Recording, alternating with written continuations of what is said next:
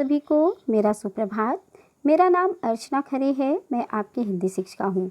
आज मैं आपको आपकी पाठ्य पुस्तक बसंत का पाठ 7 क्या निराश हुआ जाए इस निबंध के बारे में बताएंगे। तो ये निबंध आचार्य हजारी प्रसाद द्विवेदी जी के द्वारा लिखित एक श्रेष्ठ निबंध है।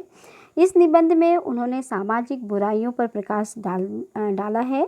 बुराइयों के साथ साथ अच्छाइयों को भी उन्होंने इसमें उजागर किया है। जैसे समाचार पत्रों में ठगी, डकैती, लूटपाट इन सब के बारे में मतलब बताया जाता है ना। पूरा पेपर इसी से भरा रहता है ना। मगर कहीं भी मतलब देश में कोई ईमानदार नहीं रहा। प्रत्येक व्यक्ति को संदेह की दृष्टि से देखा गया है। ईमानदारी, मूर्खता और सच्चाई की से मतलब डरपोक समझा जाता है। महान मूल्यों के बारे में भी लोगों की आस्था हिलने लगी है इन सब चीज़ों को देखकर। तो अच्छाइयों के साथ साथ बुराइयों के साथ साथ कुछ अच्छाइयों को भी इस निबंध में उन्होंने उजागर किया है। हजारी प्रसाद द्विवेदी जो है वो निबंध का एक निबंधकार हैं। उन्होंने इनका श्रेष्ठ निबंध है ये, ठीक है, द्वारा लिखित श्रेष्ठ निबंध, सबसे अच्छा निबंध है क्या निराश हुआ जाए। तो देखिए इस में उन्होंने समाज में अच्छाइयों बुराइयों के बारे में क्या बताया है। मेरा मन कभी कभी बैठ जाता है। समाचार पत्रों में ठगी, डकैती, चोरी, तस्करी और भ्रष्टाचार के समाचार भरे रहते हैं। आरोप प्रत्यारोप का कुछ ऐसा वातावरण बन गया है कि लगता है देश में कोई ईमानदार आदमी ही नहीं रह गया।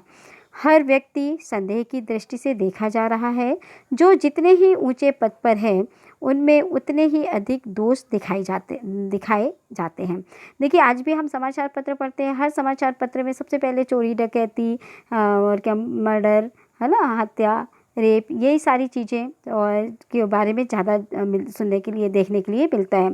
तो क्या इसको देखकर हमें ऐसा लगता है कि इस समाज में कोई भी व्यक्ति ईमानदार नहीं है?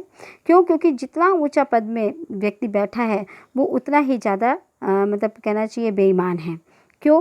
क्योंकि वो सबसे ज़्यादा भ्रष्टाचार फैलाता है, सबसे ज़्यादा भ्रष्टाचार करता है। इसलिए समाज में जो भी लोग हैं उनके पेपर को पढ़कर ऐसा अनुमान लगाया जाता है कि इस समाज में रहने वाला कोई भी व्यक्ति ईमानदार नहीं है। एक बहुत बड़े आदमी ने मुझसे एक बार कहा था कि इस समय सुखी वही है जो कुछ नहीं करता।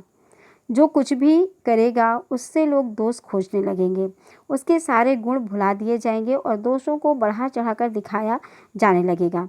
दोष किस में नहीं होते। यही कारण है कि हर आदमी दोषी अधिक दिख रहा है, गुणी कम या बिल्कुल ही नहीं। स्थिति अगर ऐसी है तो निश्चित ही चिंता का विषय है। देखिए अगर कोई भी कितना भी अच्छा व्यक्ति है ना, उसमें जितनी भी अच्छे गुण हैं, मगर अगर वो ऊंचे पद पर पहुंच गया है तो लोग उसके अंदर की अच्छाइयों को तो बिल्कुल भी भूल जाते हैं, बिल्कुल ही से ही भूल जाते हैं। उसके अंदर बुराइयां खोजना शुरू कर देते हैं, उसके जो दोष हैं उसको ढूंढना शुरू कर देते हैं ताकि उसको उसके पद से हटाया जा सके। तो जो गुण हैं उनको अलग करके छुपा के उनके दोषों को अधिक बढ़ावा देते हैं, है ना, ताकि उसकी बुराइयों को सामने लाया जा सके। क्या यही देखो आज कितने नेता हैं, सब कितने अच्छे थे, है ना, जब अपने पद में थे, मगर जब उनकी खोजबीन की गई तो वो सबसे ज़्यादा भ्रष्टाचार, जो ऊंचे पद में बैठे लोग हैं वो सबसे अधिक भ्रष्टाचार समझ में आने लगे। तो इसलिए कितनी उनके ऊपर रिकवरी निकलती है, कहीं पैसे को लेके, कहीं किसी चीज़ की धांधली को लेकर। बहुत सारा समाज में जितने भी ऊंचे पद में रहने वाले लोग हैं वो सब इसी तरीके से बेईमान हैं। तो क्या यही भारतवर्ष है जिसका सपना तिलक और गांधी ने देखा था? रविन्द्रनाथ ठाकुर और मदन मोहन मालवीय का महान संस्कृति सभ्य भारत वर्ष किस अतीत के गह्वर में डूब गया है? आर्य और द्रविड़, हिंदू और मुसलमान, यूरोपीय और भारतीय आदर्शों की मिलन भूमि मानव महासमुद्र क्या सूख ही गया है? मेरा मन कहता है ऐसा हो नहीं सकता। हमारे महान मनीषियों के सपनों का भारत है और रहेगा। देखिए जो तिलक थे, गांधी जी थे, रविन्द्रनाथ टैगोर थे, मदन मोहन मालवीय थे, ये बिल्कुल सत्य की राह पर चलने वाले व्यक्ति थे, ठीक है। उन्होंने मतलब उनका सपना था कि हमारा भारत एकदम पवित्र और स्वच्छ रहे। मगर आज क्या हमारे भारत में ऐसे लोग हैं? नहीं। क्यों? क्योंकि सब भ्रष्टाचार से जुड़े हुए हैं। सभी कोई ना कोई ऐसा काम करके बैठे हैं जिनके दोष उन पर लगा हुआ है। तो जो इन्होंने सपना देखा था, जो हमारे महान मनीषी लोग थे, महान लोग थे, तो जो उन्होंने सपना देखा था अपने भारत के लिए, तो क्या आज वो सपना उनका साकार हुआ? नहीं। क्यों? क्योंकि वो उन्होंने जो सपना देखा था स्वच्छ पवित्र भारत का, वो आज हमारे भारत में ऐसा कोई भी व्यक्ति नहीं है। तो क्या उनका सपना केवल सपना ही रह गया? सपनों का भारत है या वो सपनों का भारत ही रहेगा? यह सही है कि इन दिनों कुछ ऐसा माहौल बना है कि ईमानदारी से मेहनत करके जीविका चलाने वाले निरीह और भोले-भाले श्रमजीवी पिस रहे हैं और झूठ तथा फरेब का रोजगार करने वाले फल फूल रहे हैं। ईमानदारी को मूर्खता का पर्याय समझा जाने लगा है। सच्चाई केवल भीरू और बेबस लोगों के हिस्से में आती है। ठीक है, मतलब भीरू यानी जो डरपोक लोग होते हैं, जो मजबूर लोग होते हैं। जो लोग ईमानदार होते हैं ना, वो अपना जीवन नहीं चला पाते। क्यों? क्योंकि वो भोले भाले जो मेहनत करने वाले लोग हैं, ईमानदार लोग हैं, वो ये जो भ्रष्टाचार फैलाने वाले लोग हैं, इनके बीच में पिस रहे हैं। क्यों? क्योंकि जो भ्रष्टाचार वो करते हैं और उसका परिणाम सीधे साधे लोगों को मतलब कहना चाहिए झेलना पड़ता है। आज जो रोजगार चल रहे हैं उसमें केवल झूठ ही झूठ है, झूठ से ही वो रोजगार फल फूल रहे हैं। ईमानदारी तो बिल्कुल कहीं रह ही नहीं गई है। तो महान मूल्यों के बारे में लोगों की आस्था भी क्या हो गई? कम होने लगी। क्यों? क्योंकि हर व्यक्ति उससे डरने लगा है। चोरी चमारी से, बेईमानी से हर व्यक्ति डरने, जो सीधा साधा व्यक्ति है वो डरने लगा है। भारतवर्ष ने कभी भी भौतिक वस्तुओं के संग्रह को अधिक महत्व नहीं दिया। उसकी दृष्टि से मनुष्य के भीतर जो महान आंतरिक गुण स्थिर भाव में बैठा हुआ है, वही चरम और परम है। लोभ, मोह, काम, क्रोध आदि विचार मनुष्य में स्वाभाविक रूप से विद्यमान रहते हैं, पर उन्हें प्रधान शक्ति मान लेना और अपने मन तथा बुद्धि को उन्हीं के इशारे पर छोड़ देना बहुत बुरा आचरण है। देखिए, जो व्यक्ति अपने मन को अपने बस में नहीं करता है, वो लालच में भी पड़ जाता है, हर किसी मोह में, काम क्रोध में वो अपनी मतलब सारी सीमाओं को पार कर देता है। ठीक है, उसकी प्रधान शक्ति जो है रहती है वो उसके बस में हो जाता है, मन और बुद्धि। तो जब ये मन और बुद्धि उन्हीं के इशारे पर काम करने लगती है तो हमारा आचरण क्या होता है? बुरा हो जाता है, हमारा आचरण सही नहीं रह जाता। क्यों? क्योंकि हम बुरे रास्ते को पकड़ लेते हैं। भारतवर्ष ने कभी भी उन्हें उचित नहीं माना। उन्हें सदा संयम के बंधन में बांध कर रखने का प्रयत्न किया है, परंतु भूख की उपेक्षा नहीं की जा सकती, बीमार के लिए दवा की उपेक्षा नहीं की जा सकती, गुमराह को ठीक रास्ते पर ले जाने उपायों की उपेक्षा नहीं की जा सकती। ये सब चीज़ें हमें ज़रूरी है। भूख के लिए हमें रोटी देना है ना? इसके लिए उपेक्षा नहीं की जा सकती, इसको हम नकार नहीं सकते हैं। हुआ यह है कि इस देश के कोटि-कोटि दरिद्र जनों की हीन अवस्था करने के लिए ऐसे अनेक कायदे कानून बनाए गए हैं जो कृषि, उद्योग, वाणिज्य, शिक्षा और स्वास्थ्य की स्थिति को अधिक उन्नत और सुचारू बनाने के लक्ष्य में प्रेरित हैं। परंतु जिन लोगों को इन कार्यों में लगना है, उनका मन सब समय पवित्र नहीं होता। प्रायः वे ही लक्ष्य को भूल जाते हैं और अपनी ही सुख सुविधा की ओर ज़्यादा ध्यान देने लगते हैं। देखिए, कितने सारे नियम कानून बने हैं, है ना? दलितों के लिए, गरीबों के लिए कितने सारे नियम, कितनी सारी योजनाएं बनती हैं। तो क्या उनका लाभ वो गरीब या दलित पाते हैं? नहीं। जो अमीर व्यक्ति हैं, आधी चीज़ें तो वो रास्ते में ही उनकी गायब हो जाती हैं। जो भी काम मतलब वो कहना चाहिए बुरी आदतें जो हैं, वो मनुष्य की जो गतिविधियां गलत हैं, है ना? उसके कारण उनको सही उनका लाभ नहीं मिल पाता। उनकी जो लक्ष्य को भूल जाते हैं और अपनी सुख सुविधा के लिए वो ध्यान देने लगते हैं। जैसे एक उदाहरण हम दे रहे हैं, कोई भी योजना चली, ठीक है? जैसे ये अन्नदान योजना चली, ठीक है? तो उसमें जो अनाज आया दलितों के लिए, तो उसमें से कुछ दलितों को बँटा और कुछ जो बचा उसको बेचकर वो अपनी सुख सुविधा, अपने आराम के लिए अपने खर्च में लगा देते हैं। वो ये भूल जाते हैं कि उनका लक्ष्य क्या है। उनका लक्ष्य क्या था? गरीबों को, सभी गरीबों को अन्न देना। मगर क्या ये संभव होता है? नहीं होता है। अपनी सुख सुविधा में वो आधा से ज़्यादा जो अनाज रहता है उसको बेच लेते हैं और आधा से ज़्यादा अनाज अपनी सुख सुविधा में उसका पैसा उपयोग कर लेते हैं। तो हमारा भारत बताइए कैसे सही रहेगा? नहीं रहेगा ना। तो इसी तरीके से भारतवर्ष सदा कानून को धर्म के रूप में देखता आ रहा है। आज एकाएक कानून और धर्म में अंतर कर दिया गया है। धर्म को धोखा नहीं दिया जा सकता, कानून को दिया जा सकता है। यही कारण है कि जो लोग धर्म भीरू हैं, वे कानून की त्रुटियों से लाभ उठाने में संकोच नहीं करते।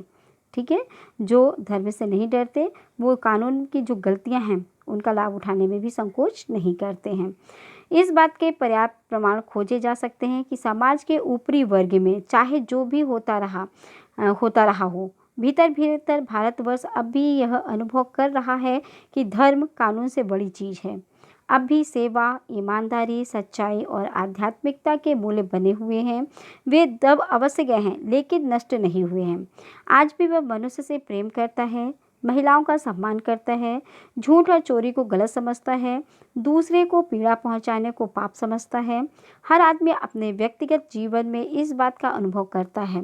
समाचार पत्रों में जो भ्रष्टाचार के प्रति इतना आक्रोश है, वह यही साबित करता है कि हम ऐसी चीज़ों को गलत समझते हैं और समाज में उन तत्वों की प्रतिष्ठा कम करना चाहते हैं जो गलत तरीके से धन या मान संग्रह करते हैं।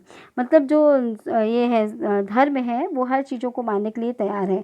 कानून जो है कानून धर्म के रूप में देखता आ रहा है।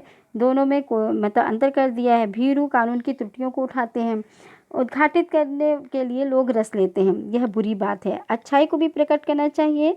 लेखक के अनुभव के अनुसार आज भी दुनिया में सच्चाई और ईमानदारी खत्म नहीं हुई है। मनुष्यता समाप्त हो गई, क्योंकि मनुष्य जो है वो अपने आप को स्थिर नहीं रख पाया, वो बेईमान होता चला जा रहा है। मनुष्य की बनाई विधियां गलत नतीजे पर पहुंच जाती है और उन्हें बदलना होगा। आशा की ज्योति अभी बुझी नहीं है। महान भारतवर्ष को पाने की संभावना बनी है और बनी ही रहेगी। मेरा मन जो है वो निराश होने की ज़रूरत नहीं है। तो इसमें भी जो समाज में फैली हुई वो है उनका धन का सामान संग्रह करते हैं गलत तरीके से, जो लोग करते हैं वो अपराधी हैं। दोषों का पर्दाफाश करना बुरी बात नहीं है। बुराई पर मालूम होती है कि किसी के आचरण के गलत पक्ष को उद्घाटित करके उसमें रस लिया जाता है। दोषोद्घाटन को एकमात्र कर्तव्य मान लिया जाता है। बुराई में रस लेना बुरी बात है। अच्छाई में उतना ही रस लेकर उजागर न करना और भी बुरी बात है। अगर हम किसी की बुराई जानते हैं और हम उसके उजागर नहीं करते, उसके बारे में नहीं बताते, तो ये सबसे बड़ी हमारी कमज़ोरी है। क्यों? क्योंकि हम उसकी बुराइयों को क्या कर रहे हैं? छुपा रहे हैं, दबा रहे हैं। तो इसलिए वो हमारे लिए सबसे बुरी बात है। सैकड़ों घटनाएं ऐसी घटित होती हैं जिन्हें उजागर करने में लोक चित्त में अच्छाई के प्रति अच्छी भावना जगती है। इसकी देखिए, इसका एक उदाहरण बताया गया है। एक बार रेलवे स्टेशन पर टिकट लेते हुए गलती से मैंने 10 के बजाय 100 रुपये का नोट दिया और मैं जल्दी जल्दी गाड़ी में आकर बैठ गया। थोड़ी देर में टिकट बाबू उन दिनों के सेकंड क्लास के डिब्बे में हर आदमी का चेहरा पहचानता हुआ उपस्थित हुआ। उसने मुझे पहचान लिया और बड़ी विनम्रता के साथ मेरे हाथ में 90 रुपये रख दिए और बोला, यह बहुत गलती हो गई थी। आपने भी नहीं देखा, मैंने भी नहीं देखा। उसके चेहरे पर विचित्र संतोष की गरिमा थी। मैं चकित रह गया। कैसे कहूँ कि दुनिया में सच्चाई और ईमानदारी लुप्त हो गई है। वैसे अनेक अवांछित घटनाएं भी हुई हैं, परंतु यह एक घटना ठगी और वंचना की अनेक घटनाओं से अधिक शक्तिशाली है। तो जब सही बात है, ईमानदार ऐसा नहीं कह सकते कि समाज में सभी व्यक्ति बेईमान हैं, है ना। कुछ ईमानदार भी है। जो पुराने लोग हैं उनके मन का जो अंतरात्मा है वो इस गलत काम को करने के लिए नहीं बोलती। जब कभी भी कोई गलत काम होता है तो घर के जो परिवार के सदस्य होते हैं वो बच्चों को बोलते हैं, नहीं ये तुमने गलत किया है, ऐसा तुमको नहीं करना चाहिए, जाइए। जैसे एक उदाहरण बताते हैं, जैसे कोई बच्चा छोटा सा है, स्कूल से पेंसिल या पेन लेके आ गया। अगर माँ बाप उसके ईमानदार और सच्चाई के मार्ग पर चलने वाले तो तुरंत उस बच्चे से कहेंगे कि जिस बच्चे की पेंसिल तुम लेके आए हो उसको वापस करो। करो कि नहीं करो? तो बच्चे के मन में एक क्या आती है? डर बना रहता है कि नहीं, अगर हम नहीं देंगे तो हमारे पापा हमको डांटेंगे। तो दूसरे दिन वो बच्चा क्या करता है? उसकी पेंसिल पुनः वापस जाकर दे देता है। तो ये सच्चाई के मार्ग पर चलने वाले बहुत सारे लोग हैं। इसी तरीके से एक बार बस में यात्रा कर रहा था। मेरे साथ मेरी पत्नी और 3 बच्चे भी थे। बस में कुछ खराबी थी, रुक रुक कर चलती थी। गंतव्य से कोई 8 किलोमीटर पहले ही एक निर्जन सुनसान स्थान में बस ने जवाब दे दिया। रात में कोई 10 बजे होंगे। बस में यात्री घबरा गए। कंडक्टर उतर गया और एक साइकिल लेकर चलता बना। लोगों को संदेह हो गया कि हमें धोखा दिया जा रहा है। बस में बैठे लोगों ने तरह तरह की बातें शुरू कर दी। किसी ने कहा यहाँ डकैती होती है। 2 दिन पहले इसी तरह एक बस को लूटा गया था। परिवार सहित अकेला मैं ही था। बच्चे पानी पानी चिल्ला रहे थे। पानी का कहीं ठिकाना ना था। ऊपर से आदमियों का डर समा गया था। कुछ नौजवानों ने ड्राइवर को पकड़कर मारने पीटने का हिसाब बनाया। ड्राइवर के चेहरे पर हवाइयाँ उड़ने लगीं। लोगों ने उसे पकड़ लिया। वह बड़े कातर ढंग से मेरी ओर देखने लगा और बोला, हम लोग बस का कोई उपाय कर रहे हैं, बचाइए, ये लोग मारेंगे। डर तो मेरे मन में था, पर उसकी कातर मुद्रा देखकर मैंने यात्रियों को समझाया कि मारना ठीक नहीं है। परंतु यात्री इतने घबरा गए कि मेरी बात सुनने को तैयार ही नहीं हुए। कहने लगे, इसकी बातों में मत आइए, धोखा दे रहा है। कंडक्टर को पहले ही डाकुओं के यहाँ भेज दिया है। मैं भी बहुत भयभीत था, पर ड्राइवर को किसी तरह मारपीट से मैंने बचाया। 1.5-2 घंटे बीत गए थे। भोजन और पानी के लिए व्याकुल थे। मेरी और पत्नी की हालत बुरी थी। लोगों ने ड्राइवर को मारा तो नहीं, पर उसे बस से उतारकर एक जगह घेर कर रखा। कोई भी दुर्घटना होती है तो पहले ड्राइवर को समाप्त कर देना उन्हें उचित जान पड़ा। मेरे गिड़गिड़ाने का कोई विशेष असर नहीं पड़ा। इसी समय क्या देखता हूँ कि एक खाली बस चली आ रही है और उस पर हमारा बस कंडक्टर भी बैठा हुआ है। उसने आते ही देखा, अड्डे से नई बस लाया हूँ, इस बस पर बैठिए, वह बस चलाने लायक नहीं है। फिर मेरे पास एक लोटे में पानी और थोड़ा दूध लेकर आया और बोला, पंडित जी, बच्चों का रोना मुझसे देखा नहीं गया, वही दूध मिल गया, थोड़ा लेता आया हूँ। यात्रियों में फिर जान आई। मतलब वो कंडक्टर जो उतर के गया था, लोगों को लगा कि ये मतलब डाकुओं के पास गया है और हम लोग को लुटवाएगा, मगर ऐसा कुछ भी नहीं था। वो कंडक्टर बहुत ईमानदार था, अतः वो गया और वो दूसरी बस लेकर आया, क्योंकि जिस बस में यात्री बैठे हुए थे वो बस आगे जाने लायक नहीं थी। तो वो दूसरी खाली बस लेकर आया और बच्चों के लिए कुछ दूध और पानी लेकर आया। तो जब उसने देखा तो उसे सबने धन्यवाद दिया, ड्राइवर से माफ़ी मांगी और 12 बजे पहले ही सब लोग बस अड्डे पर पहुंच गए। कैसे कहूँ कि मनुष्यता एकदम समाप्त हो गई है। कैसे कहूँ कि लोगों में दया माया रही ही नहीं गई। जीवन में जाने कितनी ऐसी घटनाएं हुई हैं जिन्हें मैं भूल नहीं सकता। क्यों? क्योंकि कहीं बेईमानी है तो इस समाज में, इस देश में रहने वाले बहुत सारे ऐसे व्यक्ति भी हैं जो ईमानदार हैं और अपने कर्तव्य का पालन करते हैं, अपने आप को कहना चाहिए ईमानदार साबित करते हैं, अपने मनुष्यता का परिचय देते हैं। ठगा ही गया हूँ, धोखा भी खाया है, परंतु बहुत कम स्थलों पर विश्वासघात नाम की चीज़ मिलती है। केवल उन्हीं बातों का हिसाब रखो जिन्हें धोखा खाया है, तो जीवन कष्ट कर हो जाएगा। परंतु ऐसी घटनाएं भी बहुत कम होती हैं जब लोगों ने अकारण सहायता की है, निराश मन को ढाढ़स दिया है और हिम्मत बंधाई है। कविवर रविन्द्रनाथ ठाकुर ने अपने प्रार्थना गीत में भगवान से प्रार्थना की थी कि संसार में केवल नुकसान ही उठाना पड़े, धोखा ही खाना पड़े, तो ऐसे अवसरों पर भी हे प्रभु, मुझे मेरी ऐसी शक्ति दो कि मैं तुम्हारे ऊपर संदेह ना करूं। मनुष्य की बनाई विधियां गलत नतीजे तक पहुंच रही हैं तो इन्हें बदलना होगा। वस्तुतः आए दिन इन्हें बदला ही जा रहा है, लेकिन अब भी आशा की ज्योति बुझी नहीं है।